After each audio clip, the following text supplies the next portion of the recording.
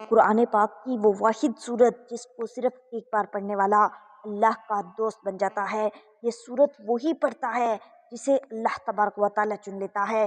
بسم اللہ الرحمن الرحیم۔ السلام علیکم محترم ناظرین، آج کی اس ویڈیو میں قرآن کریم کی جو سورہ مبارکہ میں آپ کے ساتھ شیئر کرنے جا رہی ہوں، یہ اتنی مبارک صورت ہے، یہ اتنی بابرکت صورت ہے کہ جو بھی شخص اس صورت کو صرف ایک بار پڑھ لیتا ہے وہ اللہ تبارک و تعالیٰ کا دوست بن جاتا ہے، اور جو شخص اللہ کریم کا دوست بن جاتا ہے تو پھر اللہ تبارک و تعالیٰ اس کی ہر بات، ہر خواہش کو پورا فرما دیتا ہے۔ جان لیجئے کہ نبی کریم صلی اللہ علیہ وسلم نے ارشاد فرمایا کہ اس صورت کی تلاوت ترک نہ کرو، کیونکہ اس کی تلاوت کرنے والے کو اللہ دوست رکھتا ہے۔ جو شخص ہمیشہ اس کی تلاوت کرتا ہے تو اللہ تبارک و تعالیٰ قیامت کے دن اس کا نامہ اعمال اس کے دائیں ہاتھ میں دے گا، اور وہ بغیر حساب کتاب کے جنت میں داخل ہوگا، اور آخرت میں اس کو اتنا اجر ملے گا کہ وہ شخص راضی ہو جائے گا۔ اللہ والو حضرت ابو ہریرہ رضی اللہ تعالیٰ عنہ بیان کرتے ہیں کہ نبی کریم صلی اللہ علیہ وسلم نے ارشاد فرمایا کہ آسمانوں اور زمینوں کو پیدا کرنے سے 1000 سال پہلے اللہ تعالیٰ نے ان صورتوں کی تلاوت کی، اور جب فرشتوں نے تلاوت سنی تو کہنے لگے کہ خوشحالی ہے اس امت کے لیے جس پر یہ قرآن پاک اتارا جائے گا، اور خوشحالی ہے ان دلوں کے لیے جو اس کو اٹھائیں گے یعنی یاد کریں گے، اور خوشحالی ہے ان زبانوں کے لیے جو اس کی تلاوت کریں گے۔ سبحان اللہ۔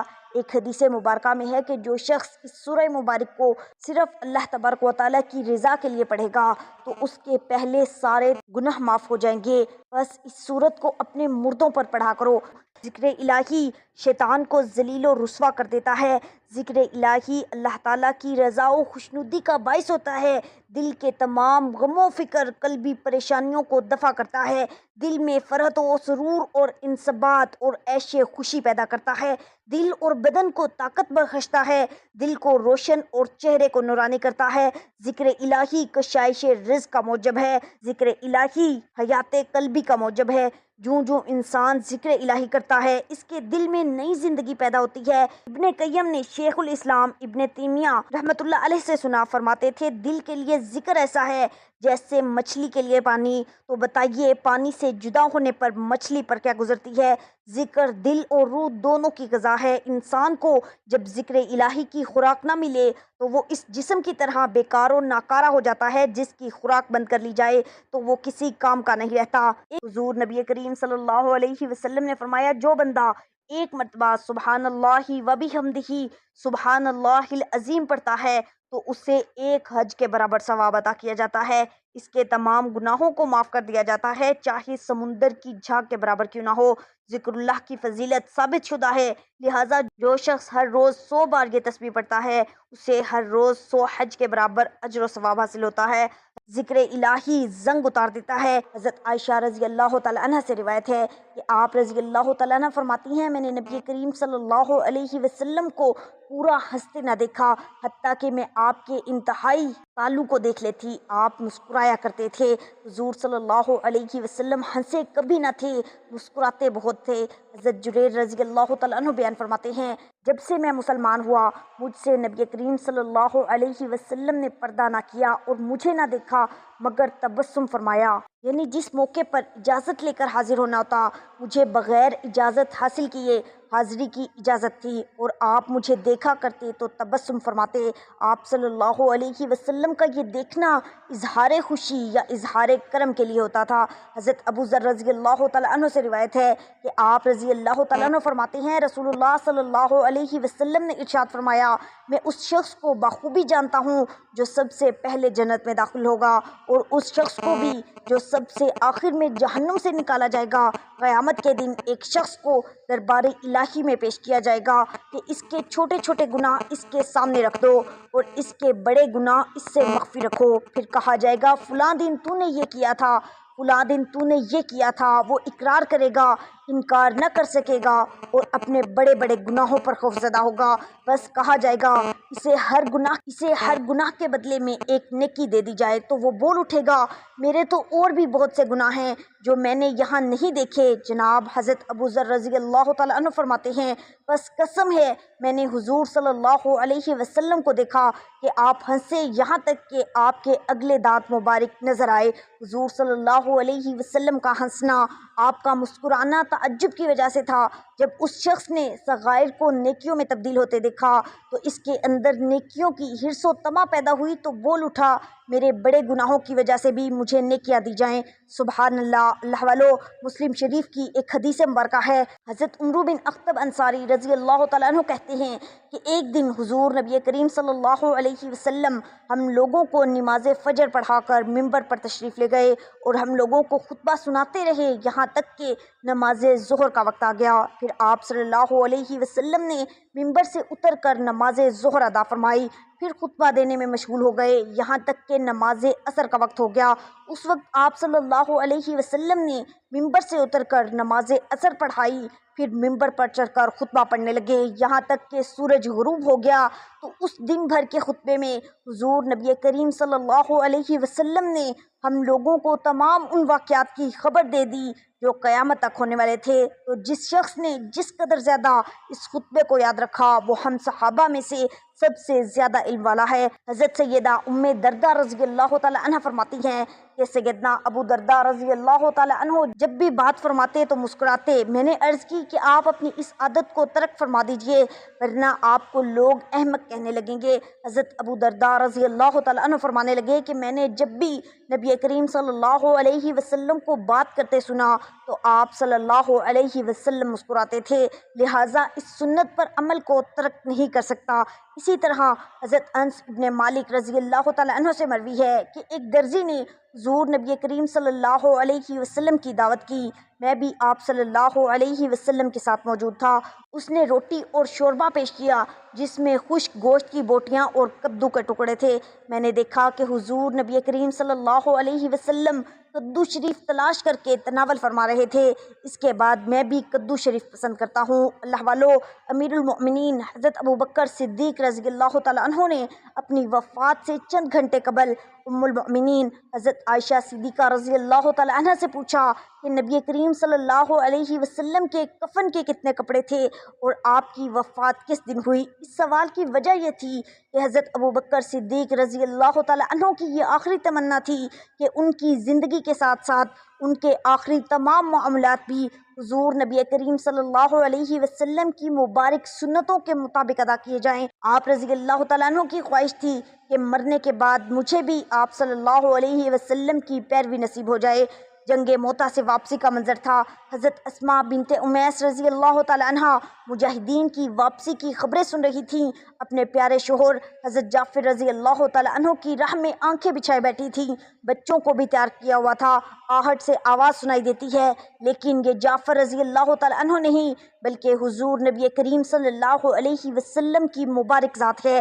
اسماء رضی اللہ تعالی عنہ انداز سے ہی سمجھ جاتی ہیں کہ ان کی زندگی کے ہمسفر ہجرت کے ساتھ تھی اور پیارے شوہر حضرت جعفر رضی اللہ تعالیٰ عنہ ان میں نہیں رہے بلکہ وہ شہید ہو چکے ہیں۔ یہی معاملہ ہمارے معاشرے میں ہوتا تو حضرت اسماء رضی اللہ تعالیٰ عنہ کو پوری زندگی بچوں کے ساتھ تنہا حالات کا مقابلہ کرنے کے لیے چھوڑ دیا جاتا، لیکن وہ نبی کریم صلی اللہ علیہ وسلم اور ان کے تربیت یافتہ صحابہ اکرام رضی اللہ تعالیٰ عنہم کا وسیع القلبی والا دور تھا۔ ایک مسلمان بیوہ کو کیسے حالات و جذبات کے تھپیڑے کھانے کے لیے اکیلا چھوڑ دیا جاتا؟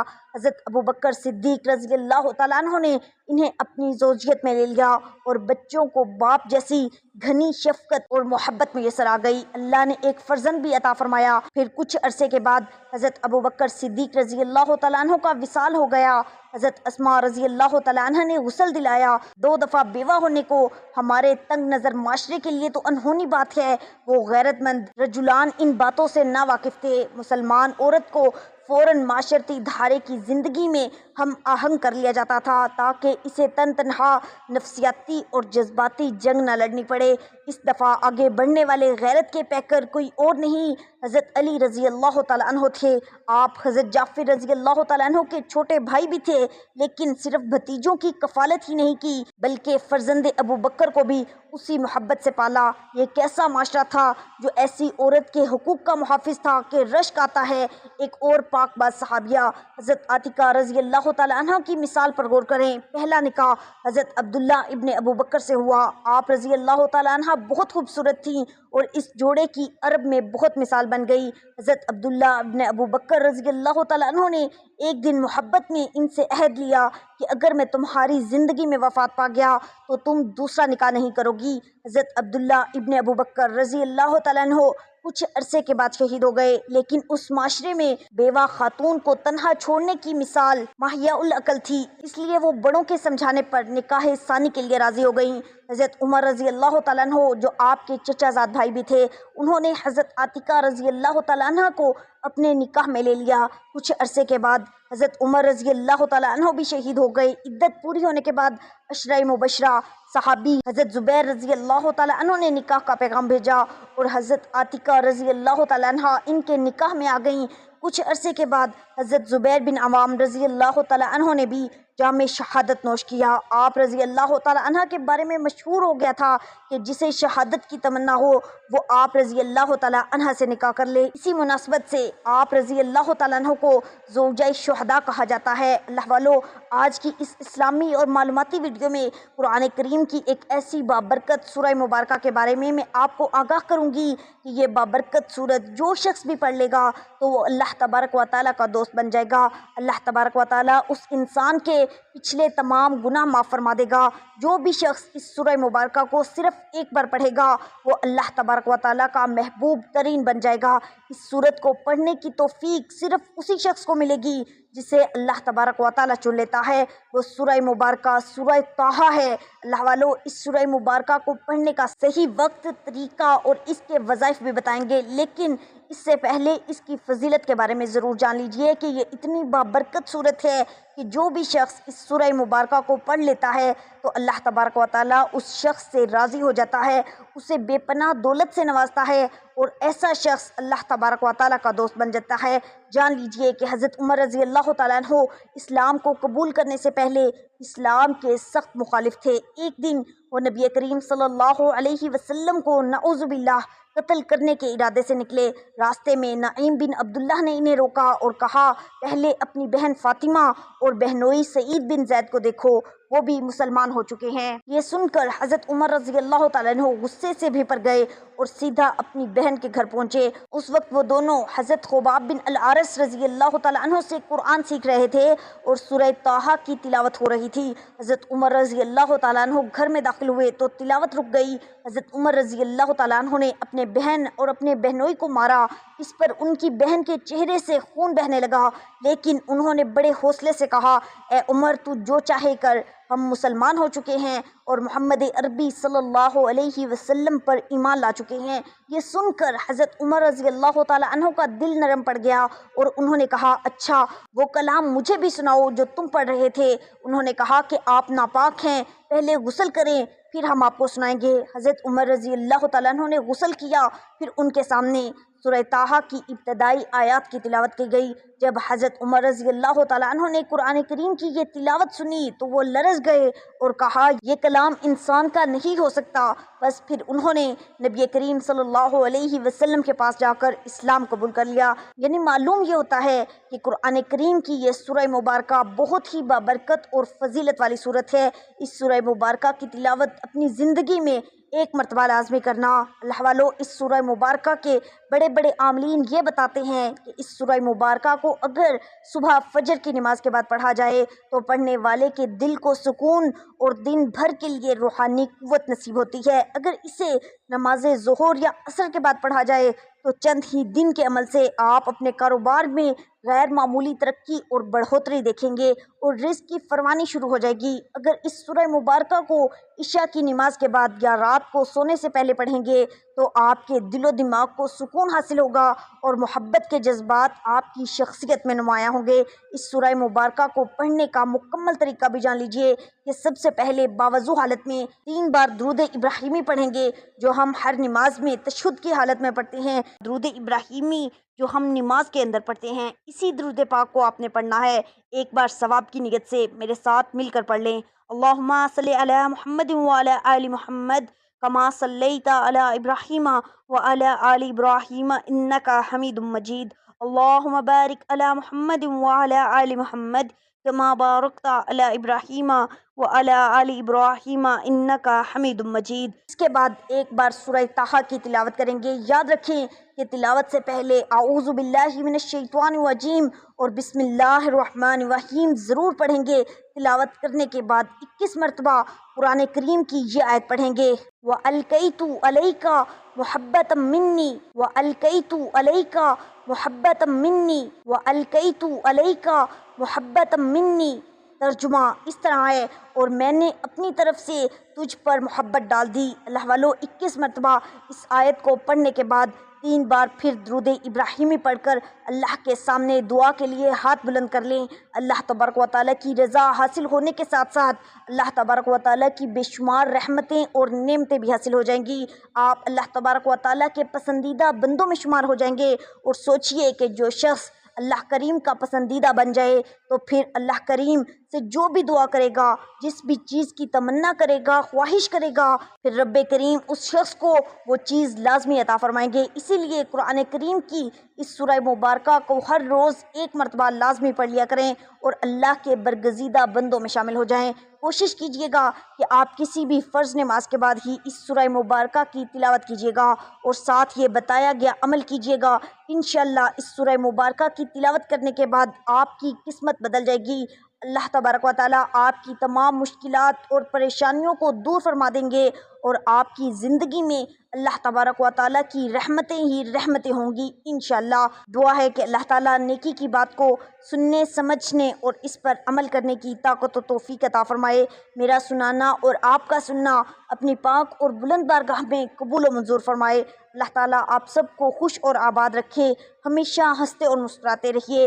ملتے ہیں انشاءاللہ ایک اور وظیفے کے ساتھ، تب تک کے لیے اپنا بہت سارا خیال رکھیے گا اور اپنے اس چینل کا بھی۔ اللہ نگہبان۔